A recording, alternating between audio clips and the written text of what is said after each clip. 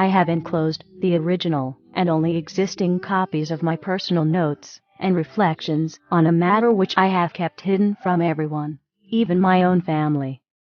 I have also enclosed my copies of typed transcripts created by the stenographer who transcribed all of my interviews with the alien saucer pilot after each interview was finished. I do not have any copies of the tape recordings that were made of my interview reports. No one, until now, knows that I was able to secretly retain copies of the official interview transcripts. Now, I'm entrusting these documents to your discretion to impart to the world in any form or manner you see fit. My only request is that you do so in a way that will not threaten your own life or well-being if possible. If you were to incorporate these notes of my experiences into a work of fiction, such as a novel, the factual nature of the material could be easily dismissed or discredited by any agency for whom national security is used as a personal shield against scrutiny and justice. In so doing, you could disavow any knowledge of their true origin and claim that it is a fictitious work of your imagination. Whoever said that truth is stranger than fiction was right as rain. For most people, all of this will be unbelievable. Unfortunately, beliefs are not a reliable criteria for reality. Also, I am sure that if you were to show these notes to anyone that would prefer physical, economic, or spiritual slavery over freedom, the subject matter contained in them would seem quite objectionable. If you attempted to publish the documents as a matter of factual reporting, in a newspaper or on the evening TV news, they would be rejected out of hand as the work of a kook. The very nature of these documents make them unbelievable and therefore discreditable. Conversely, the release of this information is potentially catastrophic for certain political, religious, and economic vested interests.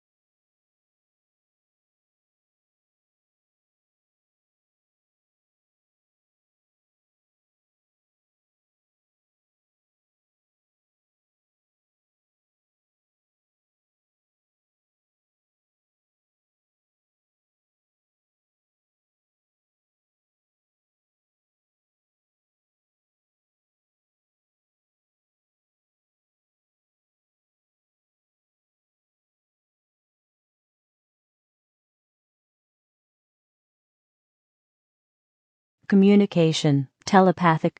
I could perceive images, emotions, and impressions, but it was difficult for me to express these verbally. Once I learned the English language, she was able to focus her thoughts more precisely using symbols and meanings of words I could understand. Learning the English language was done as a favor to me. Alien body type description. I refer to the alien as her. Actually, the being was not sexual in any way, either physiologically or psychologically. She did have a rather strong feminine presence and demeanor. However, in terms of physiology, the being was asexual and had no internal or external reproductive organs. Her body was more like the body of a doll or robot. There were no internal organs, as the body was not constructed of biological cells. It did have a kind of circuit system, or electrical nervous system, that ran throughout the body, but I could not understand how it worked.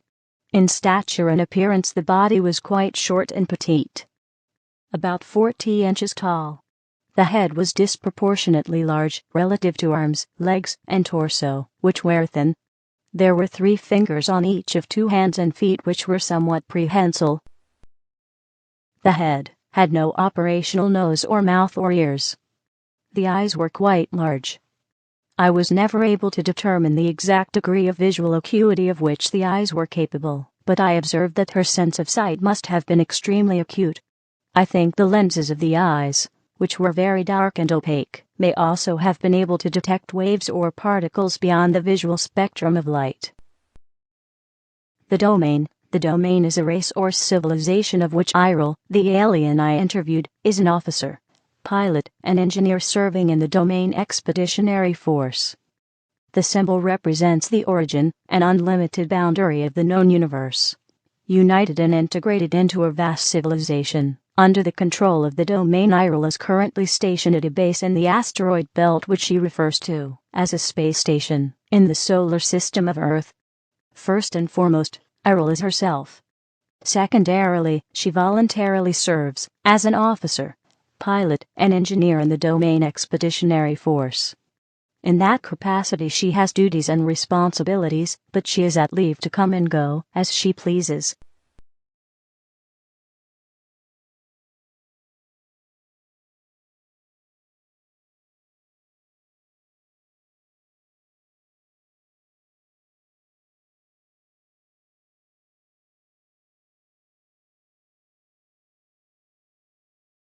Do you have any special environmental needs, such as air temperature, atmospheric chemical content, air pressure, or waste elimination? No, I am not a biological being. Does your body or spacecraft carry any germs or contamination that may be harmful to humans or other Earth life forms? No germs in space. Why did your spacecraft crash?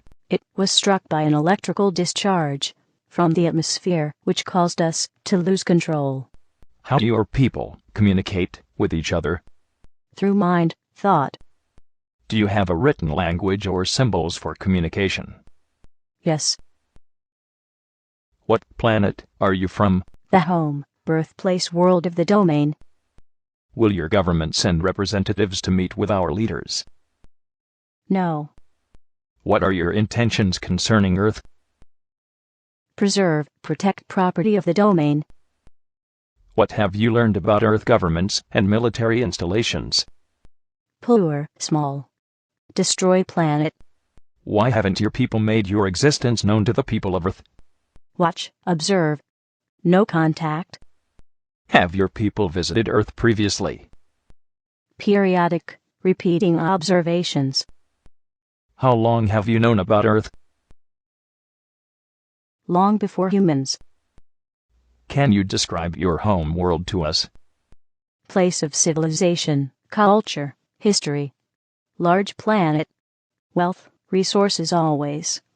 Order, power, knowledge, wisdom. 2 stars. 3 moons. What is the state of development of your civilization? Ancient. Trillions of years. Always. Above all others. Plan. Schedule. Progress. Win. High goals, ideas.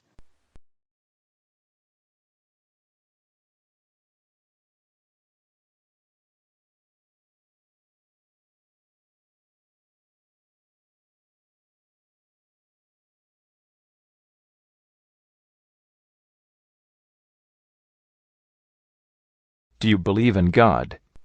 We think. It is. Make it continue, always.